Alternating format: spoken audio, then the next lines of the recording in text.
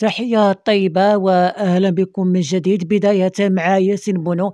أعلن الاتحاد الدولي لكرة القدم عن ترتيب جائزة ياشين 2025 الخاصة بأفضل حارس مرمى في العالم، حيث جاء المغربي ياسين بونو حارس المرمى الهلال السعودي في المركز الخامس عالميا، وتفوق على بونو من الإيطالي دوناروما والبرازيلي أليسون والسويسري سومر والبلجيكي تيبو كورتوا، ليؤكد الحارس المغربي مكانته بين النخبة الحراس على مستوى الدولي. وفي تصريحاته للمركز الإعلامي لنادي الهلال، أعرب بونو عن اعتزازه بهذا التتويج قائلا: فخر لي تحقيق هذا الإنجاز بمساعدة زملائي والنادي الهلال. ما حققنا في كأس الأندية سيبقى في التاريخ، وهذا ما يجعلني مرشحا للجائزة. واختتم بونو رسالته بتوجيه الشكر إلى أصدقائه في النادي، مؤكدا أن الدعم الجماعي كان وراء هذا النجاح. منذ انضمام إلى الهلال صيف 2023 شارك بونو في 96 مباراة بمختلف البطولات، استقبل خلالها 91 هدف، فيما خرج بشباك نظيفة في 38 مواجهة. وفي بطولة كأس العالم للأندية الأخيرة كان بونو أحد أبرز النجوم الفريق، حيث لعب 5 مباريات تلقى خلالها 6 أهداف، وحافظ على نظافة شباكه في مباراتين، مساهما في بلوغ الهلال الربع النهائي. وبهذا التتويج يواصل ياسين بونو كتابة اسمه ضمن أبرز حراس المغاربة والعرب في التاريخ، مؤكدا أن التجارب الاحترافية الناجحة يمكن أن تفتح آفاقا أوسع لكرة القدم الوطنية على الصعيد العالمي. برز الدولي المغربي عز الدين ناحي بشكل لافت في مواجهة فريق جيرونا أمام أتلتيكو بلباو أمس الثلاثاء ضمن الجولة السادسة من الدوري الإسباني، حيث سجل الهدف الأول في البطولة وساهم في تعادل فريق 1-1 على ملعب سماميس. صحيفة آسا الإسبانية أيضا أبرزت دور أناحي المحوري في تغيير أداء فريقه بعد الهزيمة الثقيلة أمام ليفانتي، مشيرة إلى أن هدفه المبكر لم يكن مجرد تسجيل، بل يعكس قدرته على صناعة الفارق، واصفا إياه مدربه ميشيل بأنه أفضل لاعب عندما تكون الكرة بحوزته. من جانبها أكدت صحيفة سبورت الكتالونية أن اللاعب المغربي لم يدخر جهدا طوال المباراة، وغادر الملعب منهكا بعد الأداء قوي يذكر بمستواه مع المنتخب المغربي في مونديال قطر 2022.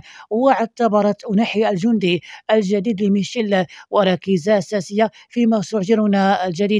وكما أشارت أيضا الصحيفة ذاتها إلى قدرة لاعب أناحي على الضغط وصناعة فرص، مشيدة بهدفه الرائع بتسديدة قوية في شباك الحارس، إضافة إلى التحركات الذكية والتمريرات الدقيقة التي أربكت دفاع بلباو طوال المباراة. وإلى أيوب الكعبي. عبر الدولي المغربي أيوب الكعبي مهاجم النادي أولمبياكوس اليوناني عن سعادته الكبيرة بعد اختياره أفضل لاعب أجنبي في الدوري اليوناني لموسم 2024 و2025، مؤكدا أن الجائزة تمثل تتويج العمل الجماعي والدعم المتواصل من عائلته وزملائه وجماهير الفريق. وقال الكعبي في تصريح قبل تسليمه الجائزة: أنا سعيد بهذا التتويج وأشكر الفريق على الثقة وزوجتي على دعمها الكبير. أتمنى الواصل هنا في الموسم المقبل. كما لم يخفي امتنانه للجماهير الأولمبياكوس قائلا: الجمهور لعب دورا مهما في هذا الإنجاز، وأنا واثق أنهم سيواصلون دعمهم لنا من أجل الفوز بالبطولة والكأس وربما دوري الأبطال أيضا، لأنني أحلم بالتحقيق مع أولمبياكوس. ويأتي هذا التتويج بعد موسم استثنائي الكعبي أحرز خلاله 27 هدفا في 44 مباراة بجميع المسابقات، منها 15 هدف في الدوري، جعلته يتصدر قائمة الهدافين. وإلى وليد الركراكي الذي فاجأ حكيمي برسالة خاصة. وجه وليد الركراكي مدرب المنتخب الوطني المغربي رسالة دعم خاصة لأشرف حكيمي عقب احتلاله المركز السادس في سباق الكرة الذهبية لسنة 2025، معتبرا أن ما حقق إنجاز كبير، لكن الأهم هو المستقبل وما ينتظر الأسود في كأس أفريقيا المقبلة بالمغرب.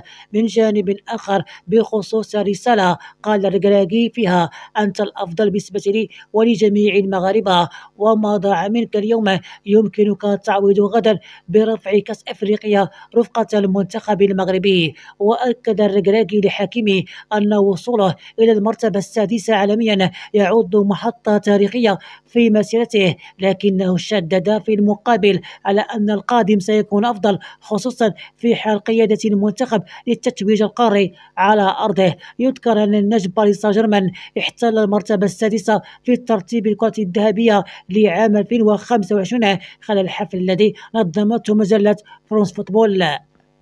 وإلى عبد الرحيم وحيدة الشاب المغربي الذي قام بلفتة خاصة تجاه المصور الصحفي الذي كان وراء انتشار قصته عبر العالم. وحيدة الذي تم تكريمه قبل أيام بملعب ريال مدريد سانتياغو برنابيو حمل هدية خاصة، القميص ريال مدريد، إلى المصور الصحفي محمد شقران الذي كان وراء نقل الصورة المأساوية لعبد الرحيم وحيدة بعد نجاته من الزلزال الحوزة.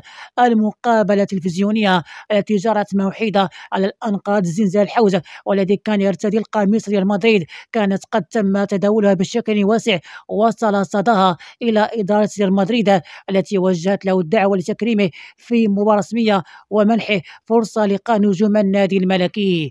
المصور التلفزيوني محمد شقران وجه الشكر إلى أشخاص عملوا في الخفاء لوصول وحيدة إلى ريال مدريد، بينهم أنس الغراري والذي يوصف بأنه عقل بيريز رئيس ريال مدريد.